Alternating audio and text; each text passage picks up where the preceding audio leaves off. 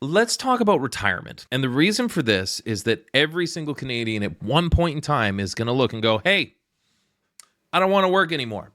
I want to retire. And the question is, how do we get there? And today we're going to take a look at something called compound interest so we can see how you can take $125,000 and potentially turn that into around $400,000. My name is Miles Noack of the Noack Mortgage Team, powered by Indy Mortgage, taking a break from talking about mortgages to talk about compound interest. So let's dive in. One of the biggest aspects about compound interest is the ability to utilize time to build an asset from a smaller amount to a larger amount.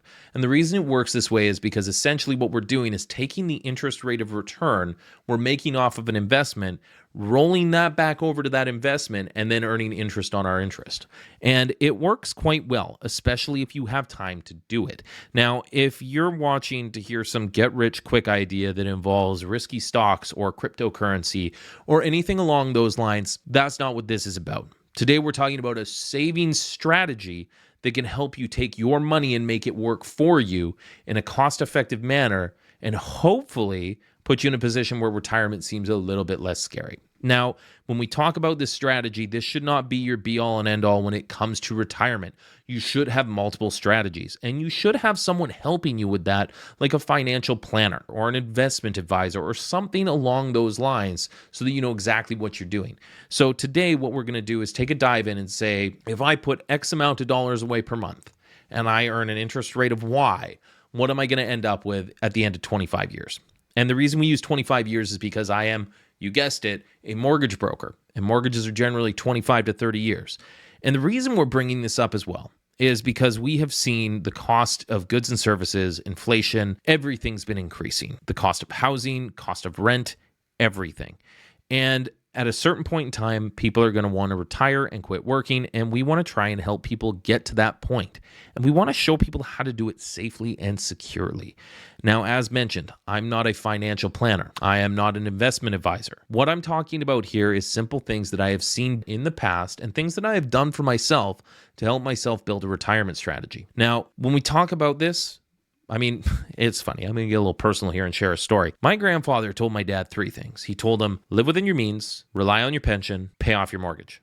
We're going to talk about these a little bit. Living within your means. I remember the first time I moved out on my own and I phoned my dad and said, oh, dude, did you know cheese is really expensive? And he looked at me and said, yes, son, cheese is expensive. You should not buy cheese. But the point of this is things are costly and the costs of things have been increasing. My father bought his first house for $90,000. That same house today is worth $2 million. So when we talk about living within our means, it takes a lot more strategizing and a lot more ideas than it used to. And one of the things that we've talked about with a lot of customers is doing an annual and a monthly budget. And I'm not talking where you fill something out saying, I should spend X. It's, no, I did spend X. I spent this much money this month on these things, and I made this much money, and this is my positive or negative cash flow for that month. And the reason we tell people to do this is you can look at yourself and say, I should spend, I should spend, I should spend. But if you look at it and say, I did spend, that's where you can really dissect how much money you're spending and what you're spending it on to try and find ways to save you some cash flow. Now, during times like this where inflation is so high, this is increasingly challenging. But this is also the time to really start doing this so that as times get better, you can track that increased cash flow, allowing you to utilize it for better things. Because generally speaking, if you have positive cash flow and you have extra money and you don't plan for it, what generally happens to it? Wait for a response. That's right. It generally disappears because we spend it. We're creatures of habit, and that's totally fine. But as mentioned, this video is about savings and retirement. Now, when we talk about doing a budget like that, it's a lot of math, and math kind of sucks. So to help you out, I put a link in the description. It goes directly to my website. There's a link on there where you can download a Excel spreadsheet that does all the math for you, and this is completely free. Download it, use it. Hopefully it helps. If you do it on an annual basis, I can almost guarantee you it will. It's something I've done monthly and annually for myself for years, and it's been a huge help for me. Now, when we talk about the second thing, relying on a pension, well, I'm self-employed. I don't know about you, but I don't have a pension. My father is self-employed. I don't know about your father, but mine doesn't have a pension. So when it comes to relying on a pension, we get CPP and OAP, and that is it. And it is definitely not enough for you to retire on. And one thing we've seen with a lot of retirees is their pensions sometimes are not enough to cover their monthly expenses. So they get put in a position where, sure, they're surviving, but they're not thriving. If you are in a position where you do have a pension and you can rely on that, it doesn't mean don't do these strategies. Don't save RRSPs. Don't work with compound interest. Do both so that your retirement can just be that much better.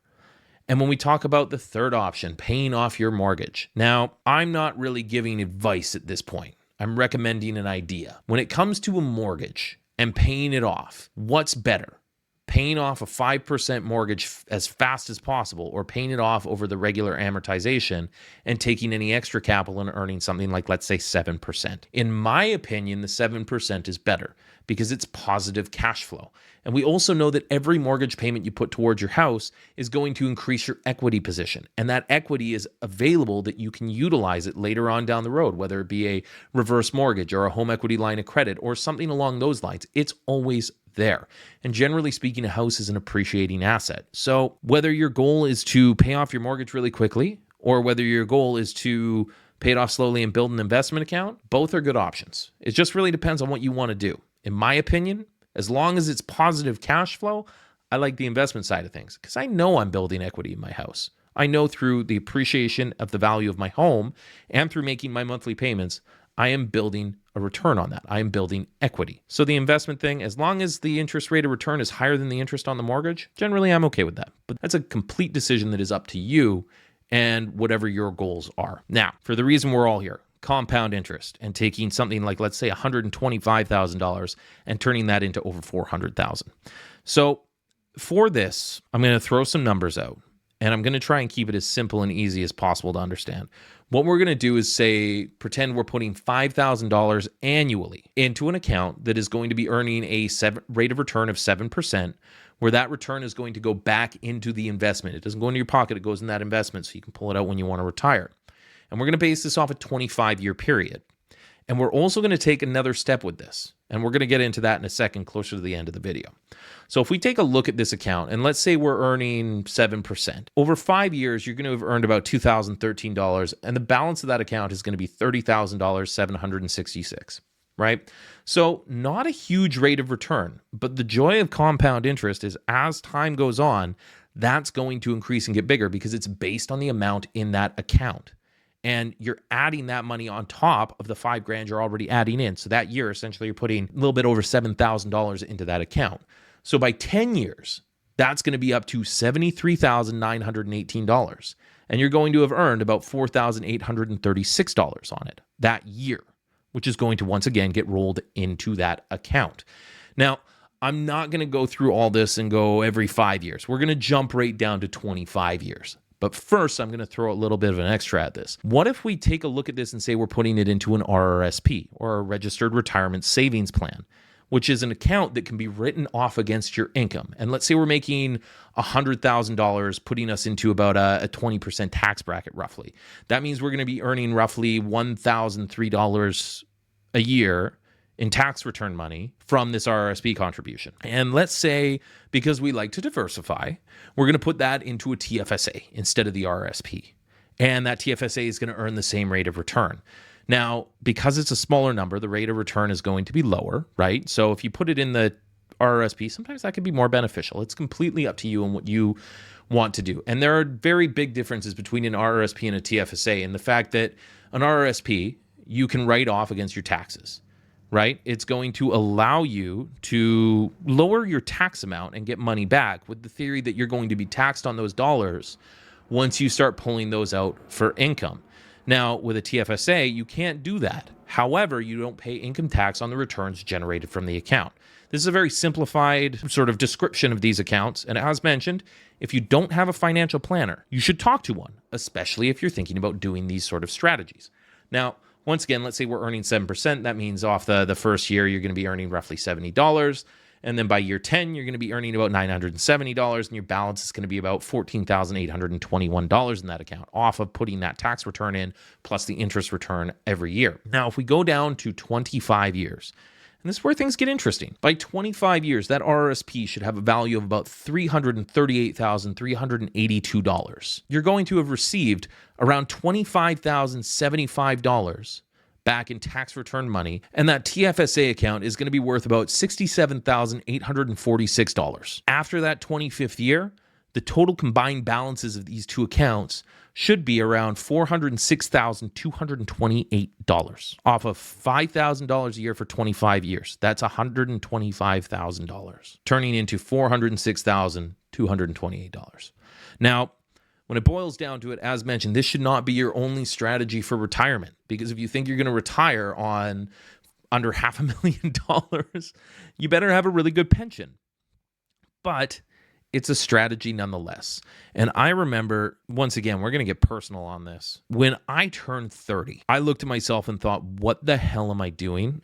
How am I going to retire? Because my dad taught me all these things when I was like 16 years old. And of course, from 16 to 20, it went in one ear and out the other. And then, of course, when I got into my 20s, I kind of looked at it and thought to myself, retirement savings, I'm 20. I got lots of time. I've got tons of time.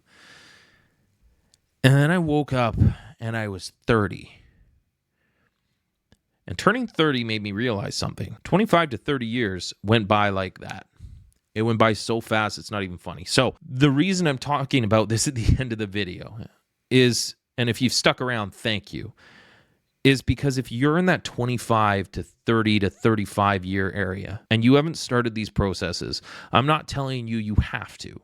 I'm not here to tell you what to do. What I'm doing is saying this is something you should definitely consider. Retirement is coming. If you're 30 years old and you want to retire at 65, that means you have 35 working years left to build up assets so that you can retire at 65. 35 years. You're almost halfway there. So it's just something to consider.